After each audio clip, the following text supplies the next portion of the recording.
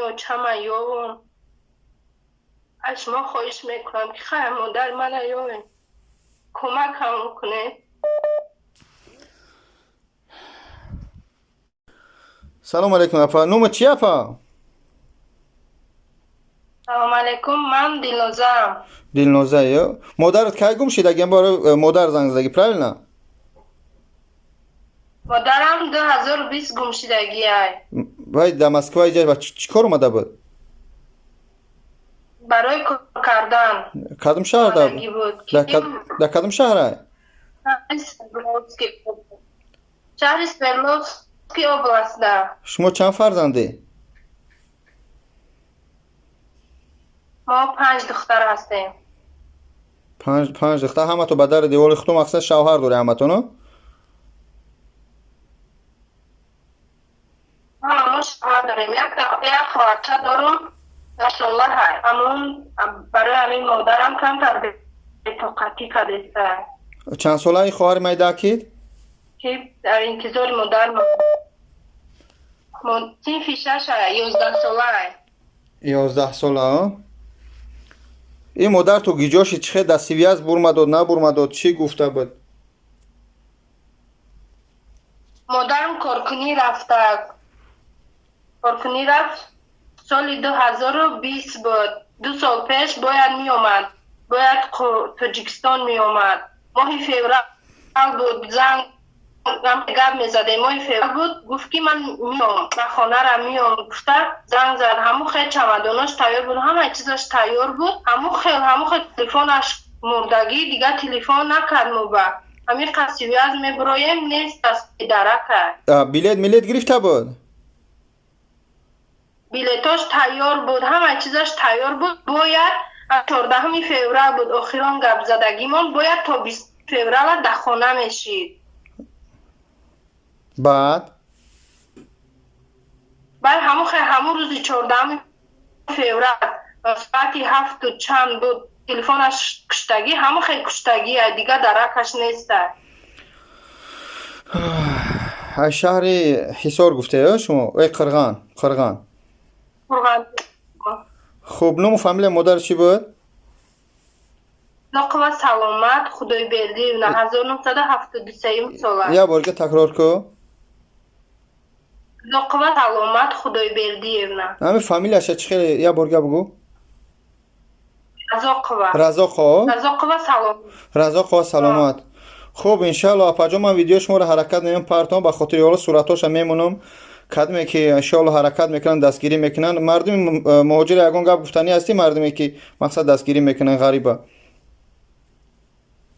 برادران خواهران اعتماد خیلی یاردم کنن که ممی و چمه یا از شما خواهش میکنم که خواهر مادر من یا کمک هم کنه. خداوند صبر بده خواهر جان. خب انشالله دعا کنی انشالله خواهر جان. انشالله یافت میشه فقط دعا کنی. خب انشالله ما از در یوتیوب میپرتم رقم خودتونمونم در روی اکران توری. سلام و درودی به پایان دوستان عزیز. خداوند نگهبان هر یک ادمی شما باشه. اولش پروردگار آخرش پروردگار شما هستی که الحمدلله چقدر سبب میشه ما مردم نیازمند الحمدلله کمک میکنیم و همه دستگیریتون میندارم. یعنی دستگیری شما چی میشه؟ دعاهای نیکتون، لایکتون، کامنتر یگان چیزی که خوب مینویسه انشالله همین دستگیری ما میشه در ماه شریف رمضان. اگه خواستیم بعضی محل کار زندگی مردم با هم بعضی محل برای زندگی از جایی که ما با خودمون نان میاریم خلیب میاریم و فرزندان و رزق روزی پروردگار همینجا سبب میشه که میتیا با خواستیم یک داروهای خودمون کتابای خودمون یک رکلام کنیم. الحمدلله ما را امروز خیلی باری خوب اومد. الحمدلله دوستان عزیز نگاه کنید از همین بالا سر کنم از قرآن ها تمام از کلام الله همین خیلی قرآن ها اومدگی دوستان. اول از کلام از مقصد سخن خدا سر کنیم. کلام الله 4 نتیمین اینا دوستان عزیز با جای اینمی هم میتونیم با جای اپیدمی پاستا اینا تیکا استفاده بریم. خیلی یواز با در بالاش گام میزنیم انشالله.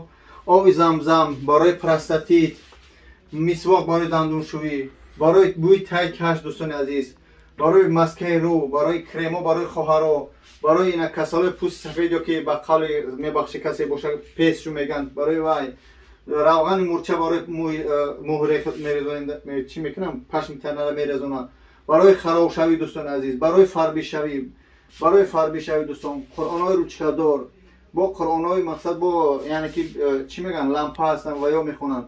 اینا بر اسم خونه خدا پدرشون تری و ادنام دوستان عزیز. ام پلوس با این نمودش ام پلوس دیگه دوستان عزیز برای مخ برآوردن، برای مقصد میزرال پیش از مخ یعنی که داروی مینوکسیدیل کردن وای، برای بغمی، برای میون درد، برای مقصد پودر، شامپون ها، صابون ها، اینا دوستان عزیز وازلین. بعد هستن برای که داغی رو نابود میکنن میگن روغن شترمر دوستان عزیز. اینا روغن شترمر. گین کبیلوبگا برای اعصاب دوستان عزیز. اینا چورنی تیمین برای گرده درد، برای غدود زیر معده، برای ژلودکا، برای شش، برای اعصاب، برای خراب شوی، برای پامید یعنی برای بیسپلود یا دوستان عزیز.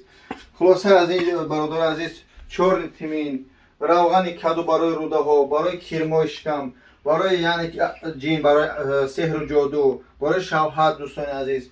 ای بودین اپیدمی پاستا، جای نماز ها، اصل، دوخی دوستان عزیز، ماشینکا سرپاس کنی برای تایکش با دیزه درند ها. خلاص از این پاوزش کن دوستان عزیز. این هسته با برای مثلا ماشینکا با دیزه درند. بعد اینجا تصفیه ها دارن دوستان عزیز. خلاصه از این که شرکت تاجیکان حجام دوستان مهربان در خدمت شما هستید در مترو لوبلینو، در خیمکی دوستان عزیز و در پیتر. انشالله با نزدیک یک سورپریزی کلان دارم که یه در چند ویدیوش نگم. انشالله ما تیاری دیده ایستادیم برای مادران و پدران یک چی میگم بامبی چیز که سورپریز برای شما پدرکن میکنیم انشالله. و دوستان عزیز کلام الله آمده یعنی که قرآن های تری و ادنام شو میگن یعنی که نگاه کنید دوستان همین کلام الله یعنی که تری و ادنام چی معنی داره. این گپ دوستان عزیز نگاه کنید با عربی نوشتگی است. این هم کلمه بالا را بگیریم با عربی بسم الله الرحمن الرحیم مقصد نوشتگی. بعد وای با اینا با کریلیکی یعنی با همین عربی مقصد کریلیکی نوشتگی. بعد وای بعد با تاجیکی یعنی پیغمبر خدا مثال میگم همونطوری بعد پریود کردگی میتونید انشالله کلام الله تری و ادنام زکاس کنید با تمام شهرها را حتی با تاجیکستان انشالله دستافکه داریم. یعنی دستافکه تاجیکستان چقدر دوستان از سر 1 کیلو بار خود قرآن میگیری، آب زمزم میگیری، دارو میگیری، سر کیلو بار 500 روبل یعنی که در سمالود میبرن. یعنی ما نمیبریم، ما دائم بازار لوبلینا میتیم انشالله میگیره برادرای خودمون بعد شنبه را میبرن انشالله. و اون خطیب میتونه که با باوری کم انشالله خریداری کنید دوستان عزیز. با زبان قرقیزی ازبکی و داسته قرآن انشالله تجویدی داریم دوستان با تجویدن یعنی که خدمتی که میدونن انشالله قرآن‌های خوب هستن انشالله. میتونه که با حضور خریداری کنی از شرکت تاجیکان حجام. رقم داری اکرانن زنگ بزنی حرکت میکنیم که تو حد امکان جواب بدیم. بعضی محل برادران متاسفانه جواب گفتن نمیتونن از حساب زمانا که بسیاره. یا بار زنگ زدی زنگ باشین باز بعدتر زنگ زدن دوستان. بعد همین مسئله تک گفتم بگم تو دوستان یعنی تک و اپیدمی پاستا این هر دوش یک هستن. یعنی که با همین ترجمه‌ای که ما را بگیم سوی دادن شخصی که ما خریدار میکنیم یعنی تکا از این بالاتری داره یعنی قوتش یعنی که بر حسابی مردانگی از حساب بخشش اگر خواهرها تماشا کنن از حساب مردانگی با قوت کردن و یعنی که پرستاتیتا این تکا به حد یعنی مالی بچه‌های خودمونن که تیارش میکنن از خودی طرف قرقیزستان بگیم دولت‌های اسلامی با هم خودت میتونی این تکا را از ما با دل پر خریداری. آب زمزم برای رمضان انشالله آب زمزم تازه میتونی انشالله خریداری کنی برادرای مهربان. خیلی چی بگم هر یک قدمی یک گرفتن در دست نشان دادن اونجا ویدیو هم درست میشه. خلاصه تمام این برای اصحاب برای گرده روده ربچک شیش معنی برای همه چیز الحمدلله دارین دوستان. میتونید داروی ما را خریداری کنی.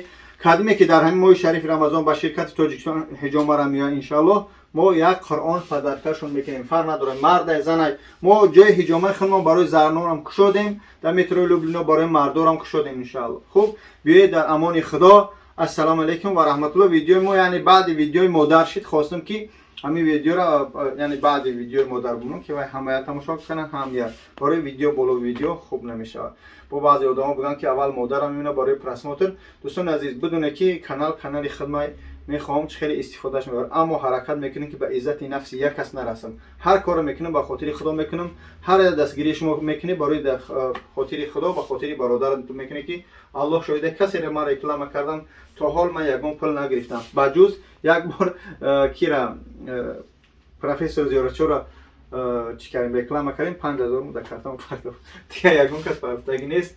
خدا حفظ کنه دعاگو باشه در حق ما. السلام علیکم و رحمت الله.